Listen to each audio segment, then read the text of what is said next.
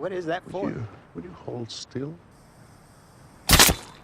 Kali ini kita akan membahas sebuah film dengan judul No Country for Old Men. Adalah film bergenre drama, thriller, kriminal. No Country for Old Men menceritakan tentang perebutan uang narkoba yang menyebabkan seorang pria dikejar-kejar oleh pembunuh bayaran yang sadis serta diburu oleh penyelundup narkoba di Meksiko. Jadi langsung saja kita masuk ke dalam isi ceritanya.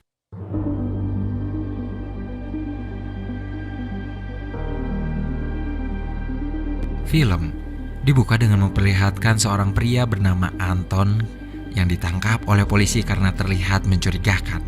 Tangannya diborgol dan dibawa masuk ke dalam mobil. Saat polisi itu selesai melaporkan Anton kepada atasannya melalui sambungan telepon, Anton mencekiknya sampai mati dengan borgol yang masih terpasang di pergelangan tangan.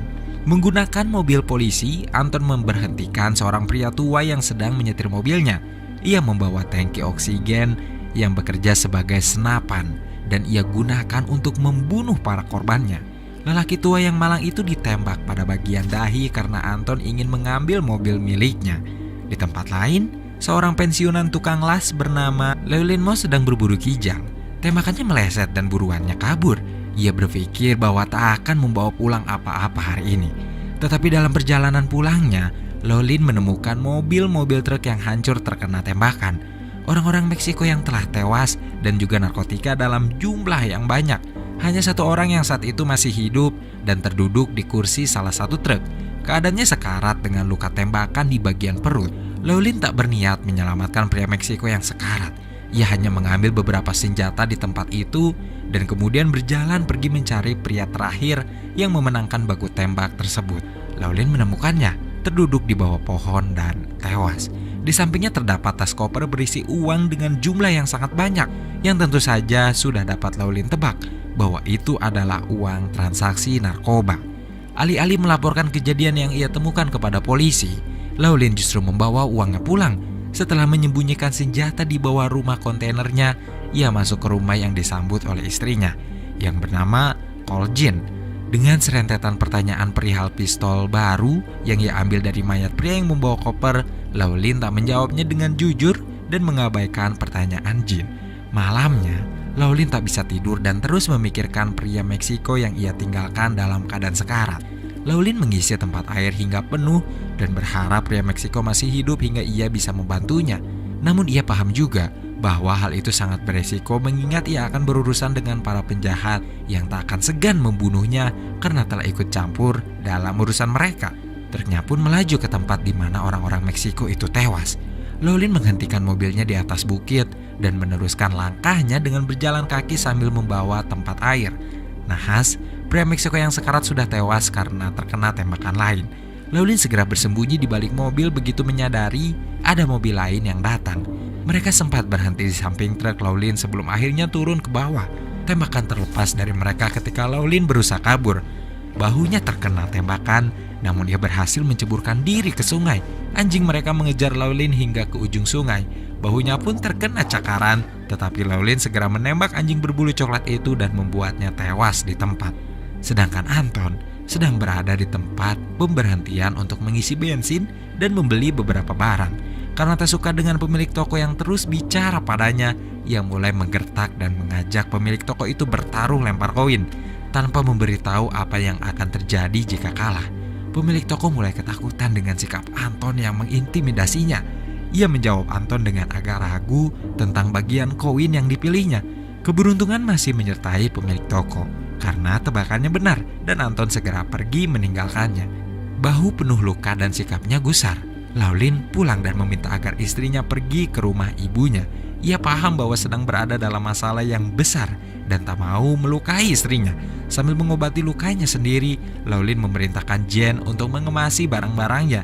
Di tempat mayat-mayat orang Meksiko berada, Anton datang bersama dua pria berjas yang memberikannya alat pelacak koper yang berada di tangan Llewellyn. Setelah alat pelacak itu berada di tangannya, dengan wajah datar, Anton menembak dua pria tadi di bagian perut dan kepala. Mereka tewas sedangkan Anton melanjutkan pencarian uang yang dibawa oleh Llewellyn. Hari berganti. Tom, seorang polisi tua yang belum pensiun, membawa 2 ekor kuda miliknya untuk menuju lokasi kejadian. Hal yang pertama dilihat Ed adalah mobil Ford 1977 yang terbakar. Wendell, bawahannya di kepolisian, menjelaskan perkara yang terjadi di lapangan, melanjutkan penyelidikannya dengan menunggangi kuda. Ed dan Wendell tiba di lokasi mayat-mayat itu berada. Ed segera mengenali truk milik Laulin. Mayat-mayat di sana sudah membengkak, kecuali mayat dua pria yang baru saja dibunuh oleh Anton semalam. Di rumah kontainer Laulin, Anton menerobos masuk dengan menembak gagang pintu menggunakan tangki gasnya. Rumah itu sudah kosong. Laulin dan Jen telah pergi melarikan diri dengan tujuannya masing-masing.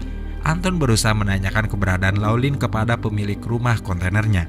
Namun pemiliknya tak mau memberikan informasi apapun padanya tentang keberadaan Laulin.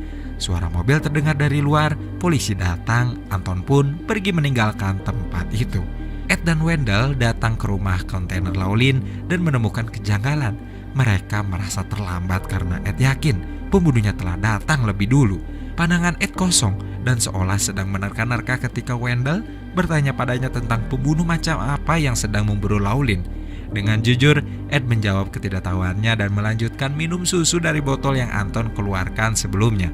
Dengan membawa 2 koper di tangannya, Laulin pergi menuju motel setelah mengantar Jen ke terminal bus.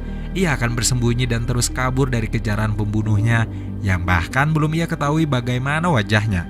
Di kamar yang ia sewa, Laulin menyembunyikan koper berisi uang miliknya ke dalam ventilasi. Selesai dengan semua rencananya, ia pergi keluar untuk membeli beberapa kebutuhannya. Saat kembali ke motel, ada sebuah truk yang ia curigai dan membuatnya meminta supir taksi untuk mencari motel lain.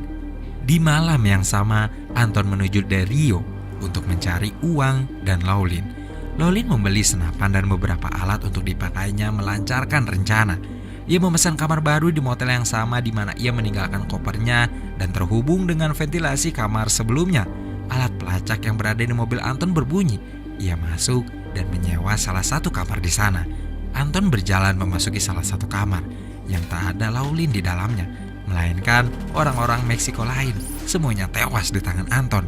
Laulin berhasil kabur dengan menumpang mobil orang lain ketika Anton menyadari bahwa kopernya telah menghilang. 2 orang sedang berbicara di sebuah ruangan mewah. Carson Wells berada di sana. Pembunuh bayaran yang ditugaskan mencari uang di dalam koper juga mencari Anton oleh pria berkumis yang tidak menyebutkan namanya. Sementara Laulin tengah menyewa kamar di hotel baru, ia baru menyadari bahwa terdapat alat pelacak dalam koper itu setelah merasa janggal terhadap Anton yang selalu menemukannya. Namun hal itu terlambat. Anton sudah berada di depan kamar sewanya. Ia menembak kunci pintu dan mengenai dada Laulin yang kemudian balas menembak. Setelah melemparkan kopernya keluar jendela, Laulin pun melompat keluar dikejar dengan tembakan-tembakan udara yang dilepaskan oleh Anton. Ia keluar menuju pintu belakang dan bersembunyi di balik dinding.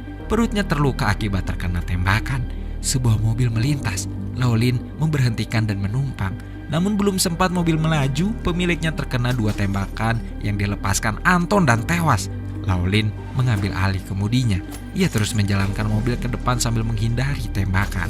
Tak lama, Laulin menabrakkan mobilnya ke mobil lain. Ia turun dan bersembunyi, memancing Anton keluar.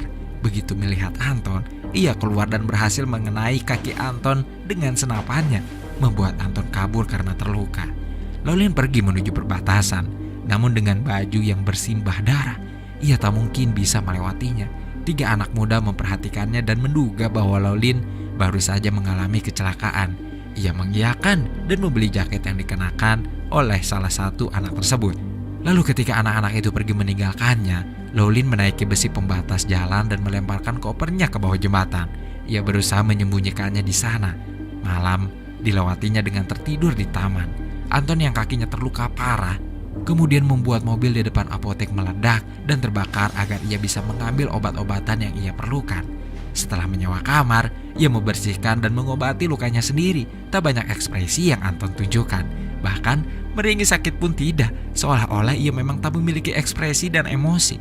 Ed sedang berada di kantor ketika sebuah truk membuat mayat-mayat orang Meksiko melintas di depan kantor.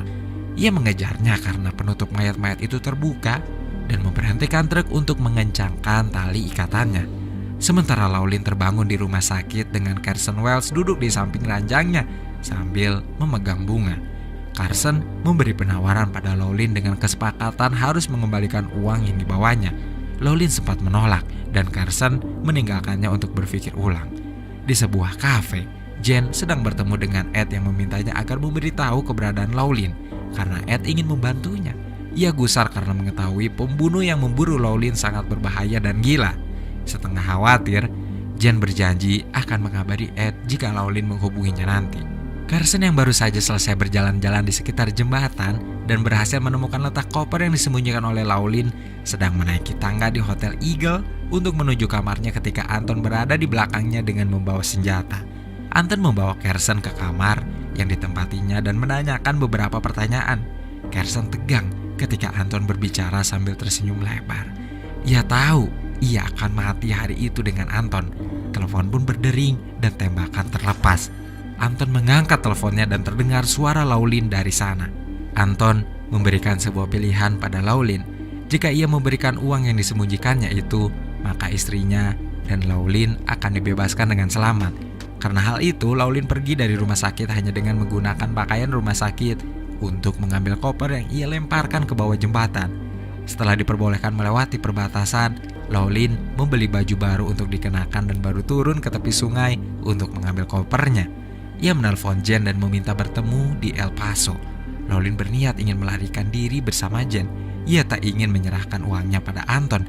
Sedangkan Anton pergi menuju ke ruangan pria tua berkumis yang memberi perintah pada Carson dan langsung menembaknya begitu membuka pintu. Jen dan ibunya pergi untuk menemui Laureen.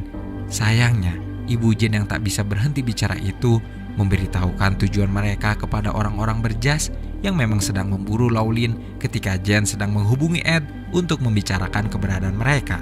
Anton melanjutkan pemburuannya untuk mencari Laureen. Ia pergi menuju El Paso karena meyakini bahwa Laureen akan berada di sana. Laureen tiba lebih dulu di El Paso untuk menunggu Jen.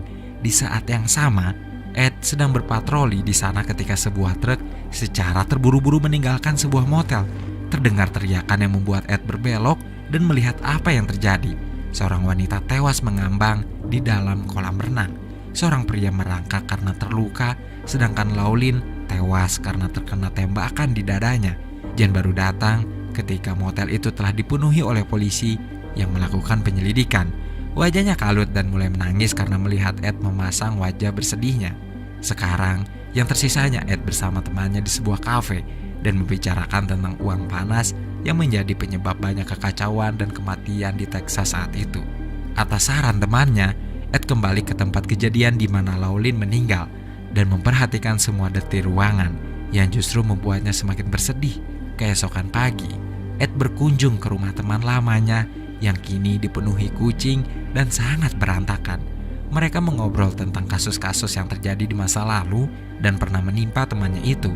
Jen pulang dari pemakaman ibunya yang meninggal karena sakit kanker dan menemukan Anton telah duduk di kursi kamarnya.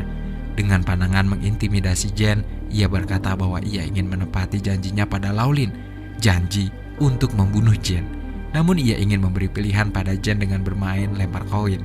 Namun Jen menolak menyebutkannya dan sambil menahan tangis berkata bahwa apapun yang terjadi, Anton akan tetap membunuhnya. Tak ada yang tahu apa yang terjadi pada Jen setelah itu. Anton keluar dari rumahnya.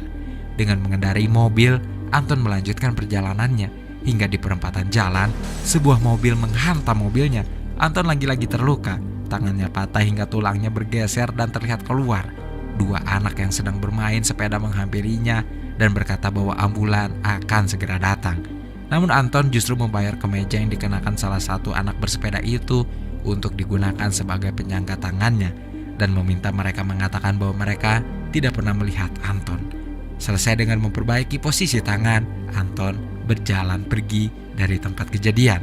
Lalu film pun selesai.